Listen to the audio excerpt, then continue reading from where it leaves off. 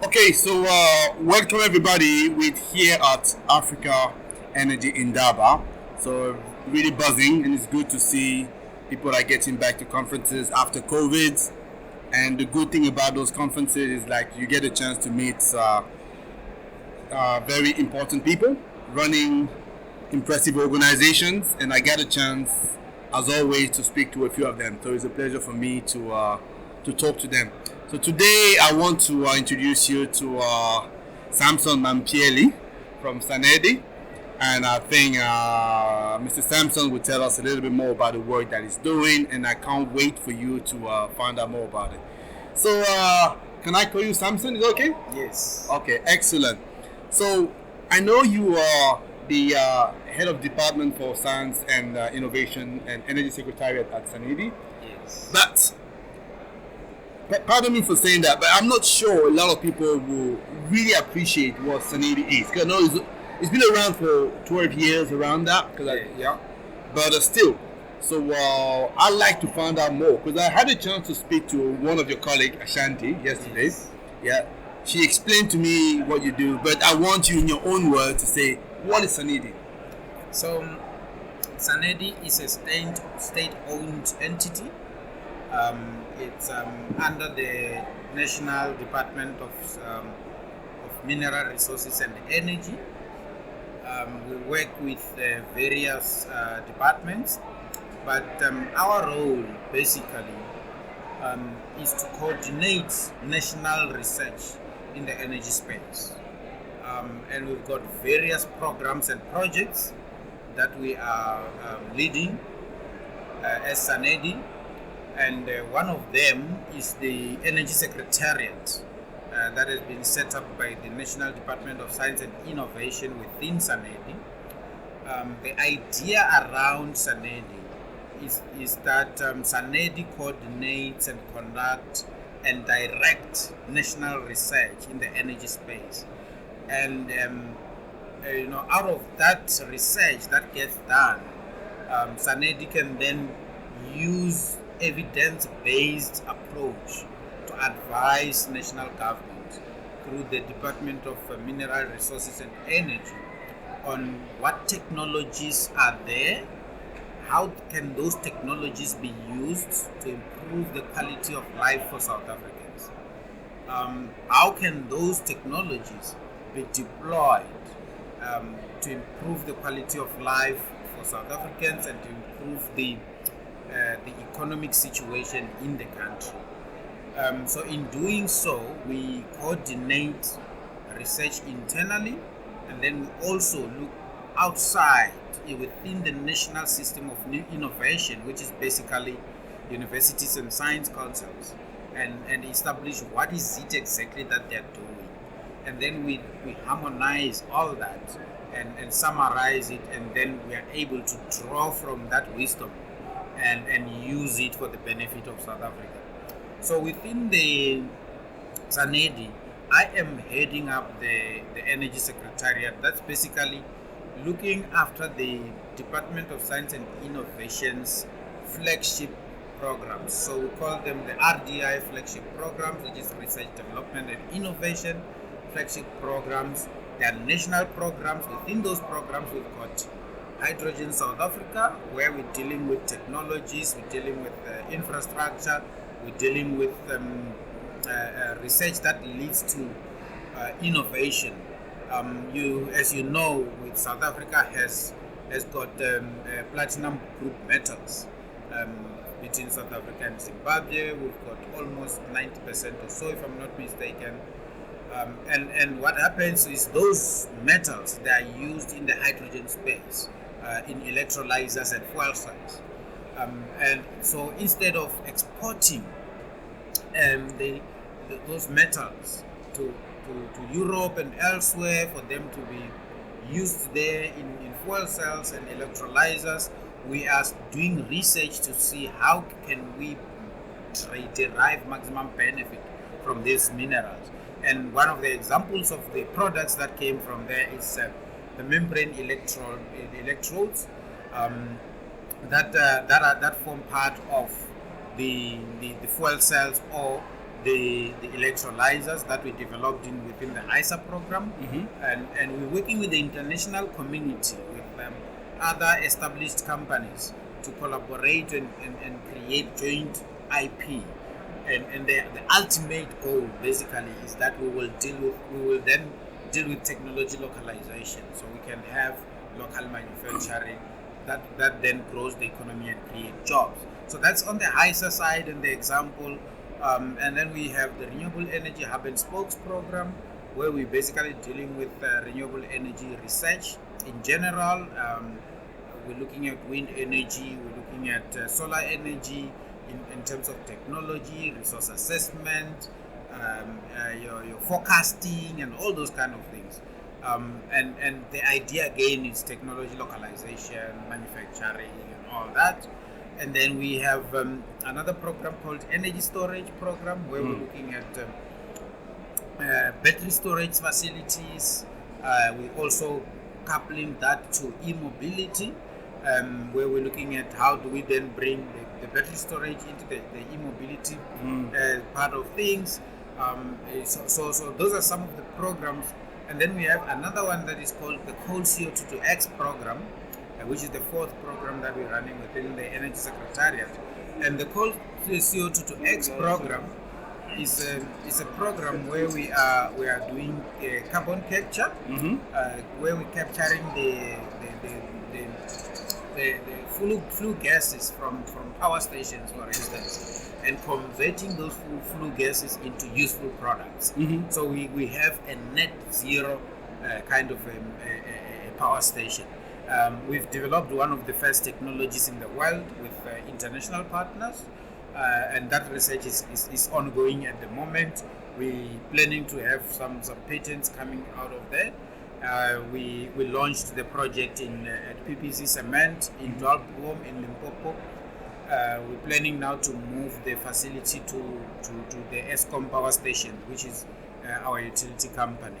So in a nutshell, that's what we're doing within the Energy Secretariat. But at Sanedi in general, we've got various other programs, including the Energy Efficiency Program, including another renewable energy program within Sanedi that looks at things like such as your solar water heaters and your smart grids. And then we have a whole lot of other, energy related, the demand side management program that's looking at various energy management technologies that are deployed, out there to try and manage the demand side of things. And part of what we would like to do is basically to assist national government as things stand with the energy crisis in South Africa, because we've got a huge energy crisis. As Sanedi, we have the capacity and the resources to assist national government, in terms of coming up with plans, in terms of advising here and there on how best we can deal with the energy crisis. But in a nutshell, that is who we are, and that's what we are doing. Thank you. Okay, that's excellent. That looks like a very wide-ranging responsibilities that you have there. Let me ask you a question, because I think it looks like you're very much on the technology localization here. And over the 10 years, more than 10 years you've been around, one could ask, so can you maybe name one or two companies that have come out of your program or benefited from your program and it's now doing well commercially, that is South African? So we've got a number of companies, and I'll just pick up examples. We have, and part of what we do is to support small businesses using the publicly funded IP that that comes from the research activities that we are involved. One of the companies that came out of all our initiatives is a company called GeoSun and a company called GeoWind that are under one holding company. And those two companies, they have been playing a huge role in the IPP space. They are a spin-off company of the Renewable Energy Hub and Spokes program that we are running through the Energy Secretariat. And what they do is they do resource measurement of resources, which is the wind and the solar resources. The last time I checked, they had an annual turnover of plus or minus 10 million rand per year. That's a very good turnover for a small business or a small company. So they assist at IPPs in terms of resource assessment. They've established solar measurement stations are across the SADC region, and the data is available free of charge. They do ground measurements. They use satellite measurements as well, and that company emanated from the work that we were doing through Stellenbosch University. And then there's another company in the same PV space that was established through Nelson Mandela University, which is also part of our research groups called PV Insight. And that company assists people with measurement of the performance of PV plants and photovoltaic modules. They go to the site, they can measure on site, they can take modules to the lab and look at defects. They've got state-of-the-art equipment that they use to determine the defects on the PV panels. And one of the equipments is what they call the LBIC system that scans the solar PV panel on top, and then it can detect where the problems are, or the cracks and things like that are. So PV Insight works closely with GeoSun and GeoWind. And then we have another company called the Solar Turtle, that also emanated from our research activities within the Hub and Spokes program. And that company was basically deploying containerized solar PV systems in rural areas and establishing cooperatives and companies that run in those rural areas and sell energy, basically, to rural areas that are off-grid. That company has also been doing very well. There's a company called HiPlat. HiPlat is one of the companies that is a spin-off company from the work that we're doing in the hydrogen space through Hydrogen South Africa program. And with HiPlat, they're the ones who developed the MEAs, the membranes that are used in your fuel cells, hydrogen fuel cells and electrolyzers. And we are busy working with another company called Bambili Energy that is assisting in terms of taking this IP into the market, and they've established very good networks and very good collaborations. We're looking at joint IPs now with other international companies, and we're assisting them through the Sanedi to try and get to the finishing line in terms of full commercialization of these systems. So those are some of the examples that one could think about, from the top of my head. Thank you. Okay, that's excellent. And it looks like I say, so your mandate is Africa wide. You're looking across many industries at the same time, subsectors within the energy sectors. Yes. And that could be challenging at best, right? Yes. And especially as I know that you relatively have not that wide team. There's definitely a number of people there, but for the mandate that you have, one would think that you need at least 2,000 people. I'm maybe exaggerating, but you're not there yet, but you have a good number. But what are the kind of, looking at the number that you are today, what are the kind of challenges you're coming across, and how are you solving them? Because challenge is also a calling for you to do things better. Yes. That's why I want to know, what are the key challenges that you see, and how do you want to solve them better? So, you are right in terms of the human resource aspect. Looking at the work that we do, we are this small entity with a small budget, but being able to work with collaborators and do big things.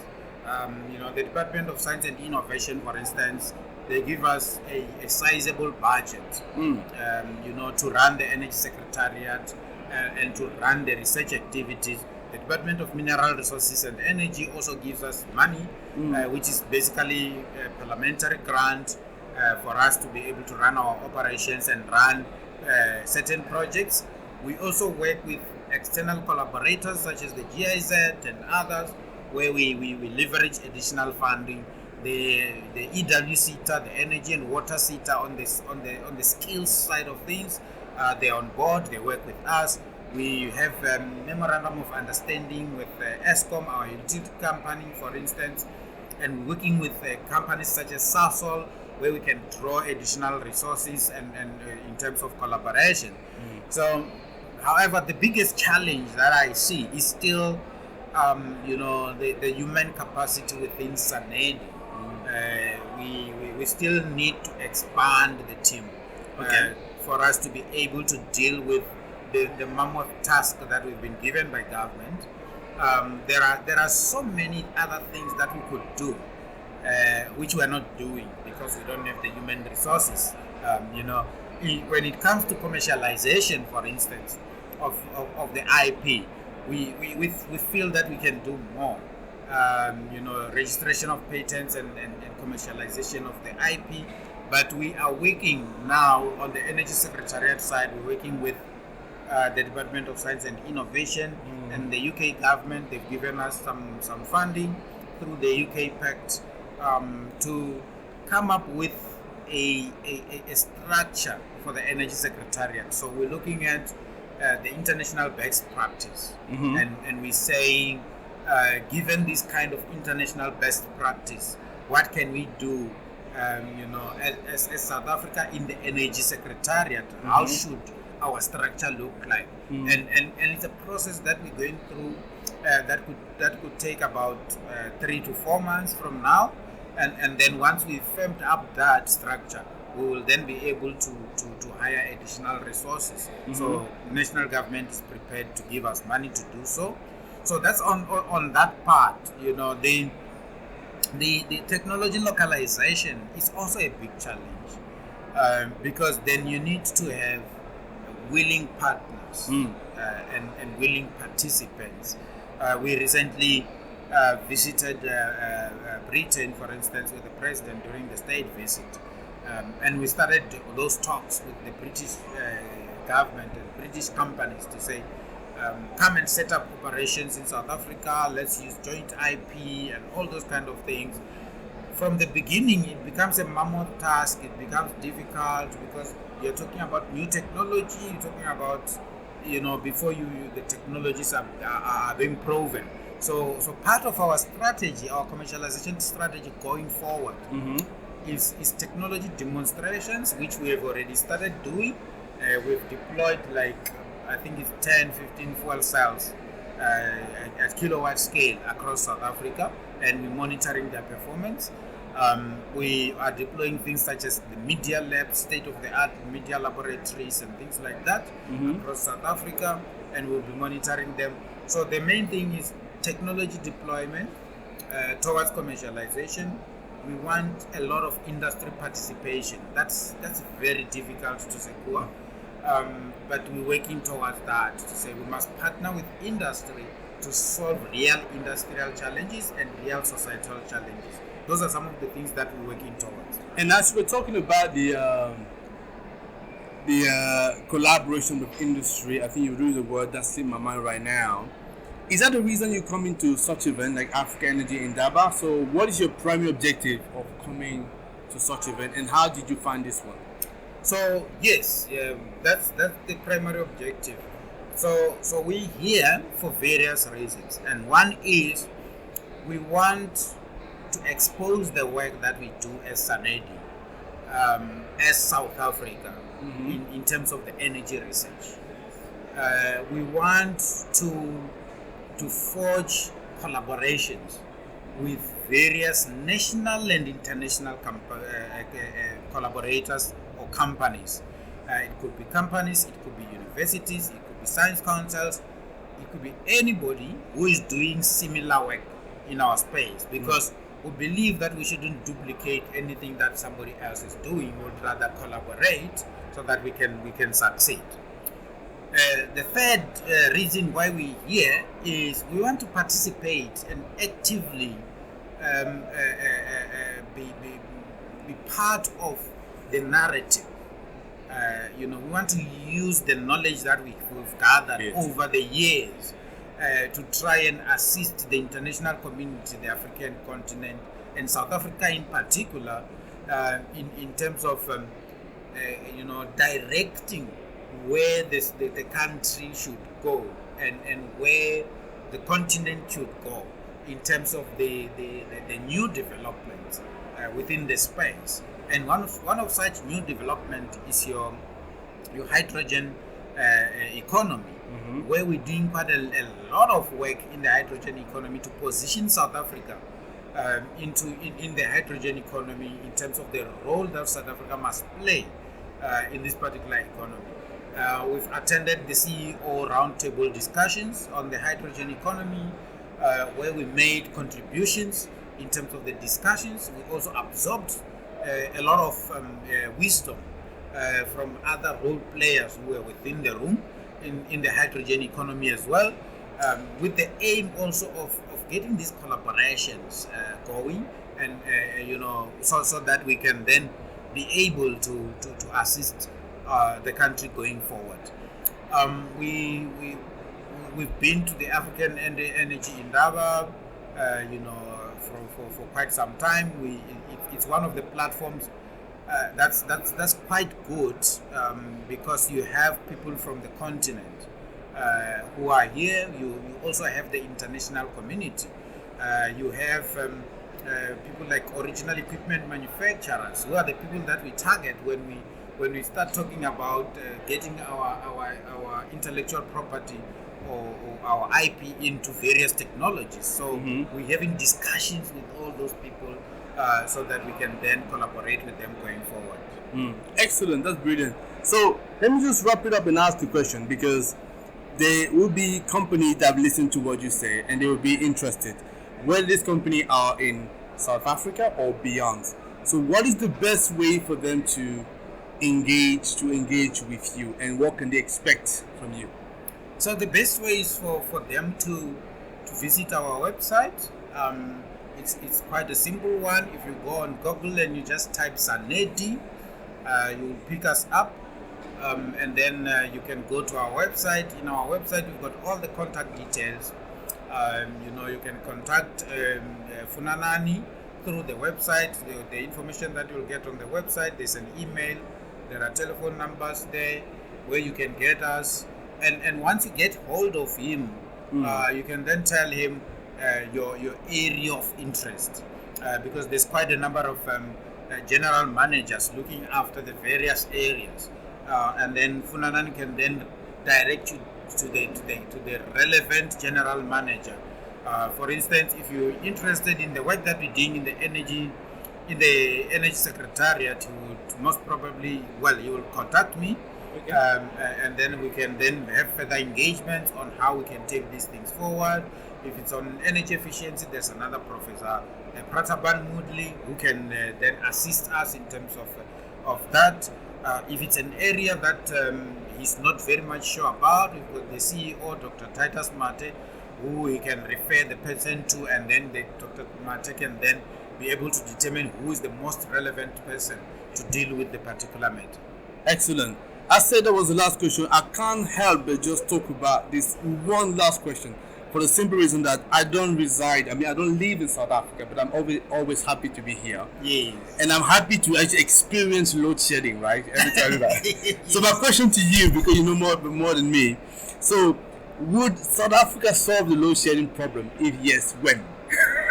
That's a difficult question, and you're asking it to the right person.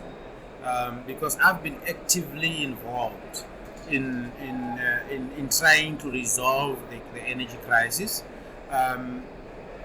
The president came up, announced what we call the Energy Action Plan in July last year, and I'm one of the many people that the president approached based on the knowledge and the skills, to say, tell us what is it that we can do to solve this crisis.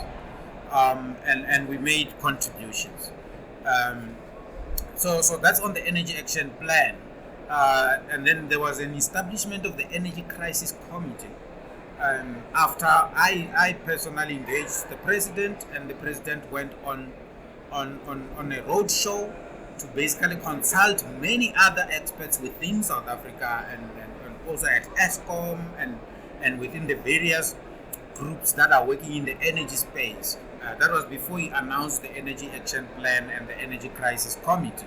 And then after the establishment of the Energy Crisis Committee, there were 7 work streams that were established. And each work stream represents an ESCOM problem. And based on those work streams, there are various groups that are working towards resolving each of the ESCOM problems. And the idea was that these groups will work, and then at the end submit a proposal to the president to say, here's the plan, which is now what we call the Energy Action Plan, and this is how much it would cost. And then the president and his finance minister will then make a budget allocation, and then be able to action the plan. That's why we call it the energy action. It needs to be actioned. And then after the actioning, then we anticipate that load shedding will be a thing of the past. There have been delays from the establishment of the Energy Crisis Committee to date. That's why some of us, as experts, advised, Sanedi played a role in terms of advising national government to declare the national state of disaster, so that we can move with speed. Everything that we do should be done rapidly. So that resulted now in the appointment of the Minister of Electricity, for instance. Heard about it? Who needs to be the one-stop shop, coordinating all these efforts. Because initially, the efforts were coordinated from the presidency and the 2 other relevant ministries, the Minister of Public Enterprises and the Minister of Mineral Resources and Energy. But the central point was is still the presidency.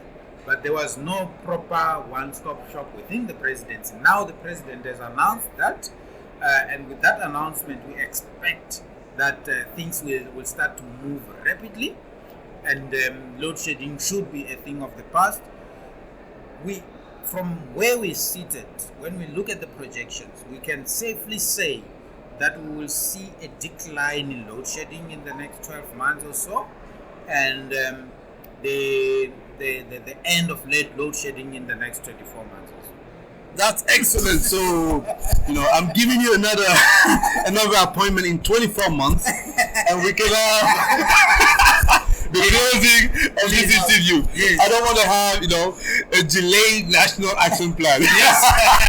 So thank you very much for that, Mr. Mamphweli. And then it was a pleasure. And looking forward to seeing this one resolved. I think it's going to benefit not just South Africa, but the whole of Africa. Yes. Thank you very much for that. It's actually the whole world. Because remember, the international community invests in South Africa. True. And load shedding erodes their investments. Yeah. So whatever happens in South Africa, we're a global nation. Excellent. And it affects the entire nation. Excellent. I'm sure it will happen. Thank you very much for that. All right, thank you.